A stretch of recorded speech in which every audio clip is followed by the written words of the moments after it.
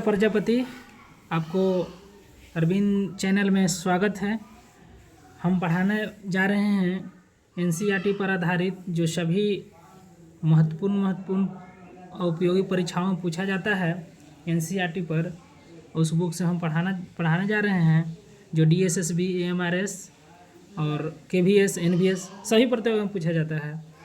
और इस बुक के अलावा कोई बुक पढ़ लीजिए, इससे ज़्यादा कोई बुक में नहीं रहेगा। चलिए हम आगे चलते हैं। बुक का पहला पेज, भूमिका, भारतीय संगीत का इतिहास। यानी भारतीय संगीत का इतिहास क्या रहा है उसके बारे में पूर्ण विश्लेषण करते हैं। तो आइए चलते हैं। संगीत यानी सर्वश्रेष्ठ ललित कला जो मानवीय भावनाओं एवं ईश्वरीय आराधना की अभिव्यक्ति का सर्वश्रेष्ठ माध्यम है। संगीत जो है सर्वश्रेष्ठ ललित कलाओं जो मानवीय भावनाओं ईश्वरीय आराधना के व्यक्ति का सर्वश्रेष्ठ माध्यम है। इसकी उत्पत्ति के विषय में भारत में पौराणिक मत प्रचलित हैं, जिसमें से दो अधिक हैं। पहले मत के अनुसार जगत के रचयिता ब्रह्मा जी ने धरती पर मनुष्यों के विभिन्न प्रकार के कष्टों को ग्रसित देकर उनके आत्मिक और बौद्धिक आनंद के लिए संगीत को रचा। मतलब कहने का मतलब है कि जो हमारे देश में जो लोग पहले पीड़ित रहते थे, पीड़ित को दूर करने के लिए ब्रह्मा जी ने सोचा कि इसको बिना दवा से ही हम कैसे ठीक किया जा सकता है। उसने संगीत को शुरू किया और संगीत को शुरू करने के बाद वो लोगों को संगीत सुनाना लगे और संगीत सुनाने के बाद लोगों में आनंदित होने लगे और अनेक प्रकार के दुखों का निवारण होने लगा। फिर इसके बाद आगे चलते हैं। ब्रह्मा जी ने इसे भगवान शंकर से ने सीखा। ब्रह्मा जी के बाद संगीत, मतलब कि संगीत का इतिहास जो है, पहले ब्रह्मा जी के पास आए, ब्रह्मा जी ने सिखाना शुरू किया, इसके बाद शंकर जी ने सिखाना शुरू किया यह कला। फिर इस कला के बाद माता सरस्वती तक पहुंची। माता सरस्वती ने इसे सीखकर ईश्वर गंधर्व नारद से इन्हें अन्य गंधर्वों के किन्नरों सहित महर्षि भरत और हनुमान आदि को भी सिखाया। मैंने धीरे धीरे ब्रह्मा जी से चलते हुए संगीत का प्रकोप शंकर जी के पास गया। शंकर जी ने सरस्वती को सिखाया, माँ सरस्वती सीखी, उसके बाद गंधर्व के बाद नारद एवं अन्य गंधर्वों और किन्नरों महर्षियों और हनुमान जी के आदि में सिखाया। फिर हमारे इस धरती पर लाया गया, इसके माध्यम से धरती पहुँचा। दूसरे मत के अनुसार संगीत की उत्पत्ति ओम शब्द से हुई है। ओम शब्द से हुई है, यानी कि शंकर भगवान का जो ओम शब्द है उससे हुई है। ओम शब्द 3 अक्षरों से बना हुआ है, जैसे अ, उ और म। तो अ, उ, म का अर्थ क्या है हम उसका विवेचना करते हैं। तो अ का मतलब होता है ब्रह्मा, म का मतलब होता है विष्णु और उ का मतलब होता है विष्णु और म का मतलब होता है महेश, इसका प्रतीक है। ओम से ही क्रमशः नाद की श्रुति और श्रुति से ही स्वर की उत्पत्ति मानी गई है। बाहर बातों को इग्नोर कीजिएगा, कुछ बच्चे लोग बगल में चलाते हैं, इसलिए आप लोग डिस्टर्ब ना होइएगा, हमारे बातों पर कॉन्सेंट्रेट रखिएगा। चलिए आगे चलते हैं। सामान्य संगीत की उत्पत्ति धर्म से मानी गई है। हमारे देश में अनेक प्रकार के जाति धर्म को मानने वाले लोग हैं, लेकिन हम लोग हिंदू रीति रिवाज एवं मुस्लिम समुदाय के लोग हैं, लेकिन हम लोग संगीत से अछूता रहे हैं। लेकिन इसीलिए कहा गया कि समान संगीत की उत्पत्ति धर्म से मानी गई है कि कोई धर्म, ये संगीत जो है कोई धर्म को मान सकता है, ऐसा कुछ नहीं है। भारत में इसे विभिन्न देवी देवताओं जोड़कर देखा गया है, साथ ही भक्ति एवं आनंद माध्यम से माना जाता है। भगवान शंकर ने नटराज कहकर तांडव नृत्य किया। भगवान शंकर ने इसे तांडव नृत्य कहा। शंकर मानी कहने का मतलब यहाँ क्वेश्चन एक और बनता है कि तांडव नृत्य किससे शुरू हुआ है, तो भगवान शंकर से शुरू हुआ है। तांडव नृत्य किससे शुरू हुआ है, शंकर से। और शंकर का कौन कौन से राग से उत्पन्न हुआ है, तो देखिए आगे देखते हैं।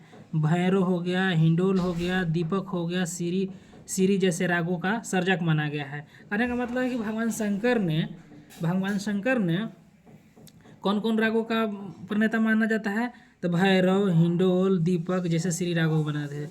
आगे चलते हैं। फिर पार्वती जी, अब कुछ क्वेश्चन पूछेगा कि पार्वती जी कौन कौन से रागों का वर्णन किया है, तो पार्वती जी ने शयन मुरा तो देखकर रुद्र बीना जैसे निर्माण किया है, रुद्र बीना का निर्माण किया। और पार्वती जी लास नृत्य का सर्जक है। देखिए 2 क्वेश्चन यहाँ से बन जाता है। अगर पूछेगा कि तांडव नृत्य जो है कौन भगवान को समर्पित है, तो भगवान शंकर को। अगर पूछेगा लास नृत्य किसको समर्पित है, तो लास्य नृत्य जो समर्पित है, लास्य नृत्य जो है माता पार्वती जी से माना गया है। माता पार्वती ने ही लास्य नृत्य किया था। चलिए आगे बढ़ते हैं। फिर ऐसा माना जाता है कि तांडव और लास्य नृत्य का संयोग से ही अन्य शास्त्रीय नृत्यों का आविष्कार हुआ।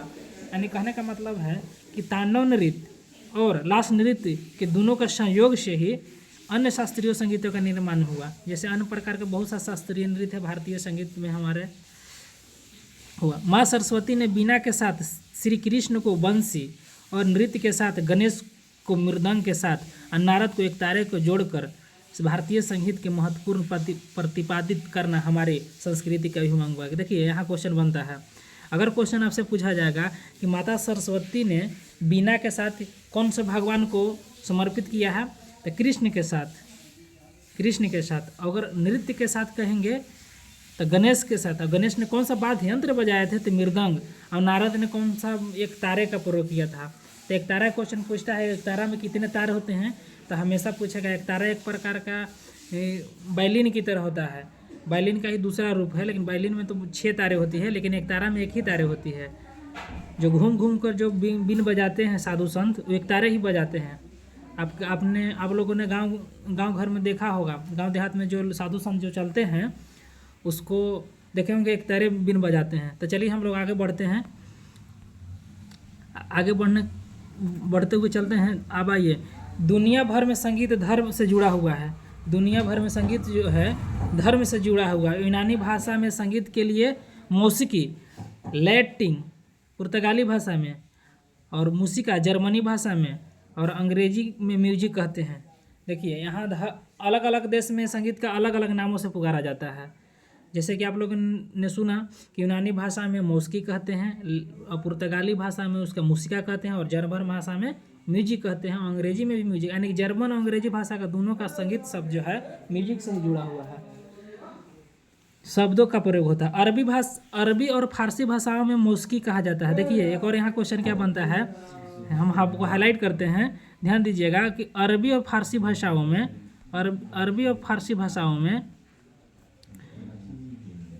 इसके मौसीकी कहा जाता है। 2 क्वेश्चन यहाँ बनता है कि क्वेश्चन पूछ देगा, बीपीएससी में हमेशा क्वेश्चन पूछते रहता है कि बताइए कि मौसीकी जो है कौन कौन भाषा का शब्द है, तो अरबी और फारसी। याद रखिएगा मेरे दोस्तों कि मौसीकी जो है अरबी और फारसी भाषाओं में कहा जाता है। आगे इन शब्दों का आधार यूनानी भाषा में म्यूज कहा जाता है। देखिए म्यूज, यूनानी भाषा में संगीत को क्या कहेंगे, म्यूज कहेंगे, जिसका अर्थ है गान की प्रेरक देवी कहा जाता है। गान की प्रेरक देवी कहा जाता है। गान की प्रेरक देवी कहा जाता है। जैसे गान इंग्लिश में कहते हैं the sparring gods of the songs. चलिए आगे बढ़ते हैं। म्यूजिकल एक क्लासिकल नृत्य हैं, लोक संगीत के प्रयोग महाराष्ट्र में लोग कलाकारी कर रहे हैं। इनका दृश्य दिखाया गया है। आप लोग महाराष्ट्र में जाइएगा तो ये दृश्य को देखिएगा, ये लोग कलाकारी किस प्रकार से करते हैं। महाराष्ट्र में नृत्य जो होता है तमाशा होता है, लावनी होता है, वहाँ का मुख्य नृत्य है। चलिए आगे आगे नेक्स्ट पेज पर चलते हैं। भारत में प्रचलित सभी धर्मों जैसे हिंदू, इस्लाम, ईसाई, सिख, बौद्ध, जैन आदि संगीतों को तो महत्व मिला ही है, और इसके संदेश, उपदेशों और विचारों को जन जन तक पहुंचाने के लिए भी संगीत का सहारा लिया जाता है। यानी संगीत से भी हम अनेक धर्मों को जोड़ सकते हैं। जैसे कि अनेक प्रकार का समुदाय है, हिंदू हो गया, मुस्लिम हो गया, सिख हो गया, बौद्ध हो गया, जैन हो गया। ये सब से हम संगीत की आराधना के साथ साथ हम अपने समुदाय को भी जोड़ सकते हैं, अनेक धर्मों को भी हम एक विचार मान सकते हैं। जन तक पहुँचाने सहारा लिया गया। ऐसा माना जाता है कि संगीत के माध्यम से ही कई बातें सीधे हृदय तक पहुँचती है। सही बात है। और संगीत से सुनने के बाद सभी प्रकार का दुख, कष्ट, क्लेश दूर हो जाता है। तो इसीलिए कहा जाता है कि संगीत के माध्यम से ही कई बातें की सीधे हृदय तक पहुँचती है और फिर वहीं बस जाती है। आगे बढ़ते हैं। संगीत की उत्पत्ति के विषय में एक मनोवैज्ञानिक मत है। संगीत के विषय में एक मनोवैज्ञानिक मत है जो अत्यंत महत्वपूर्ण। आदिम मानव जो जंगलों में रहा करते थे, जब भाषा और बोली का जन्म नहीं हुआ था, तब वह अपनी भाषाओं एवं भावनाओं तक कैसे पहुंचाते थे। जंगल में अचानक आग लग जाने के कारण किसी भी हिंसक पशु की जानें चली जाती थी, उसकी मृत्यु हो जाती थी, तो कोई हृदयनायक घटना घटित होती है, पर अपने मनोभाव को आखिर कैसे व्यक्त करना होगा, इस प्रश्नों के यदि उत्तर देखें तो स्पष्ट है कि ये चीज़ तो विचार दिया जा रहा है कि संगीत के विषय में बताया जा रहा है कि कोई आदमी पहले मानव जो है, आदि मानव पहले जंगलों में रहा करते थे, खान पीन जो है कच्चा मांसों का प्रयोग करते थे। आप लोगों ने जनरल विषय में पढ़ा होगा कि जीवन की उत्पत्ति कैसे हुई, जंगलों से हुई, आदि मानव कैसे रहते थे, आग जलाना शुरू कैसे किया, पत्थरों से पत्थरों टकरा कर आग जलाना शुरू किया। वो ये चीज़ बता रहा, इतिहास के बारे में बता रहा है। संगीत थोड़ा सा इससे मिला जुला है, इसलिए संगीत में चर्चा इसकी की जाती है। सिंधु सभ्यता हो, आप लोगों ने किताब में पढ़ा होगा, लूसन की किताब तो बहुत प्रचलित है, किताब में पढ़ा होगा सिंधु सभ्यता और हड़प्पा सभ्यता, मोहनजोदड़ो खुदाई। चलिए वो अलग बात है, चलिए आगे बढ़ते हैं। सिद्धू वाणी के उतार चढ़ाव और हस्त मुद्राओं के माध्यम से ही भावनाओं अभिव्यक्ति होती है। वाणी का यह उतार चढ़ाव ही आगे चक्कर नाद कहलाता था। वाणी के उतार चढ़ाव को ही हम नाद कहते हैं। देखिए नाद आप लोगों ने पढ़ा होगा कि नाद कितने प्रकार के होते हैं, नाद की विशेषताएं क्या होती है। तो नाद 2 प्रकार के होते हैं, आहत और अनाहत। और नाद की विशेषताएं 3 होती है। एक होता है उतार चढ़ाव, एक होता है नीचापन ऊंचापन, एक होता है गुणता और तीव्रता, जिसको टिम्बर कहते हैं। देखिए अभी बीपीएससी में पूछा गया था, ट्री 2 में आप लोगों ने अगर कोई बच्चा एग्जाम दिया होगा तो पूछा था कि टिम्बर क्या मतलब क्या होता है, तो बहुत सारे बच्चों ने गलत उत्तर लगा के चलाया था। लेकिन उसमें एक ऑप्शन में दिया था जाति, एक जगह में गुण दिया था, और एक से अधिक भी आंसर हुआ था। तो कुछ लोगों ने कोई जाति मारा, कोई गुण मारा, इसी पर क्वेश्चन में बहस बहुत तरह का होगा। लेकिन टिम्बर में ही मतलब होता है जाति और गुण दोनों होता है, इस बात पर ध्यान दीजिए था। उतार चढ़ाव जो होता है ना, नाद की तीव्रता पर डिपेंड करता है, और नीचापन ऊंचापन नाद की तारता पर, इस बात पर ध्यान रखिएगा। यह यदि ध्वनि अर्थात नाद अग्नि से होती है, ध्वनि की नाद जो उत्पत्ति होती है नाद की अग्नि से, अग्नि और वायु को संयोग से मानी जाती है। यानी कि कहने का मतलब है नाद का अर्थ मतलब होता है ध्वनि। ध्वनि कैसे उत्पन्न होगा, जब 2 वस्तुओं का टकराएंगे, घर्षण करेंगे, तब ही नाद उत्पन्न होते। लेकिन सामान्य ध्वनि नाद एक अत्यंत महत्वपूर्ण अंतर होता है। नाद सिर्फ उस मधुर और कर्णप्रिय ध्वनि को कहा जाता है जो संगीत उपयोगी होता है, जैसे कि शोरगुल, चीख पुकार, गाड़ी के भोंपू, हॉर्न आदि जैसे ध्वनियों के नाद के अंतर्गत रखा जाता है। इस संगीत उपयोग को आहत नाद कहा जाता है। आहत नाद और अनाहत नाद, हम लोग आहते नाद पढ़ते हैं, आहत नाद हम लोग नहीं समझ सकते हैं। ये स्वयं ब्रह्मा विष्णु स्वयं अपना योग से प्रकट करते थे अनाहत नाद को। इसलिए हम लोग क्वेश्चन कभी कभी बीपीएससी में पूछ देता है से कि कौन सा नाद जो है संगीता उपयोगी है, तो हमेशा याद रखिएगा आहत नाद ही संगीता उपयोगी है। इस बात को हमेशा ध्यान रखिएगा कि आहत नाद ही संगीता उपयोगी नाद है। क्वेश्चन 2 बार एक स्टेट में पूछा था और इस बार भी पूछ दिया था कि कौन सा नाद हम लोग संगीता उपयोगी है, तो आहत नाद। चलिए आगे बढ़ते हैं। यहाँ तक तो हो गया। मुक्तिदायक माना जाता है। श्रुति स्वर तथा गायन वादन एवं नृत्य की समस्त रचनाओं आहत नाद के अंतर्गत आती है। आहत नाद के अंतर्गत कौन कौन से आते हैं, तो याद रखिएगा श्रुति स्वर गायन वादन नृत्य समस्त रचनाएं, यानी कि मतलब नाद से ही सभी चीज़, जितना भी श्रुति हो गया, स्वर हो गया, गायन हो गया, वादन हो गया, नृत्य हो गया, ताल हो गया, राग हो गया, मतलब कि कोई चीज़ बोलेंगे तभी ना नाद उत्पन्न होगा जी, तभी ना ध्वनि उत्पन्न होगा, चाहे कोई चीज़ बजाएंगे। तो इसीलिए कहा गया कि नाद के अंदर कौन कौन से शास्त्रीय बातें आती हैं, तो श्रुति स्वर गायन वादन नृत्य समस्त रचनाएँ आती हैं। चलिए अब नाद एक अन्य प्रकार का है जिसे सुना नहीं सिर्फ अनुभव किया जा सकता है। वही जो हम अनाहत नाद पिछले पैराग्राफ में बताए थे कि नाद जो है एक अनाहत नाद है जिसे हम सिर्फ अनुभव किया जा सकता है। जैसे हम लोग को बताए थे कि ब्रह्मा विष्णु अपना योग से किया करते थे। यह किसी घर्षण अथवा प्रहार से नहीं किया जाए, वही बात है, यह किसी घर्षण या प्रहार से नहीं उत्पन्न किया जा सकता, इसीलिए हम अनाहत नाद कहते हैं। कहेगा कि बिना घर्षण किया गया नाद कौन सा है, तो अनाहत नाद याद रखिएगा। बिना घर्षण किया गया नाद कौन है, अनाहत नाद। इस नाद को ऋषि मुनियों, वही हो गए ऋषि मुनि, ब्रह्मा लोग, योगी और श्रेष्ठ संगीतज्ञों ने अपनी आध्यात्मिक गहराइयों के कारण बार बार अनुभव किया। बाहरी बातों को इग्नोर कीजिएगा। हमारे सर थे जो संगीत टीचर हैं, अभी अपने बेजलपुर में पदस्थापित हैं, वही आप कुछ बोल दिए थे।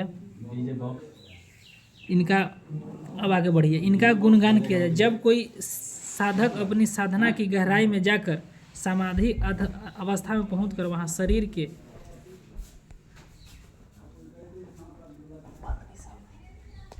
चक्रों के साथ स्वरों के हृदय के बारे में बताता है। इसके लिए हम संगीत में आहत नाद, अनाहत नाद, वीडियो लंबा होगा दोस्तों, मुझे पहला पेज था इसलिए कि हम थोड़ा सा ही कम ही रखते हैं। अब स्टार्टिंग पीरियड है, आप लोग धीरे धीरे जैसे जैसे आगे बढ़ते जाएंगे वैसे वैसे हम पैराग्राफ को बढ़ाते जाएंगे और आप लोग जितने भी हो सके हम अपनी ओर से आपको समझाने की बहुत तरह की कोशिश करेंगे। और छोटा छोटा वीडियो भी हम PDF डालते रहेंगे हमारे चैनल पर। अरविंद कुमार चैनल है, इसको सब्सक्राइब करना ना भूलेंगे और बेल आइकन दबाना नहीं भूलिएगा। ठीक है दोस्तों, जय हिंद।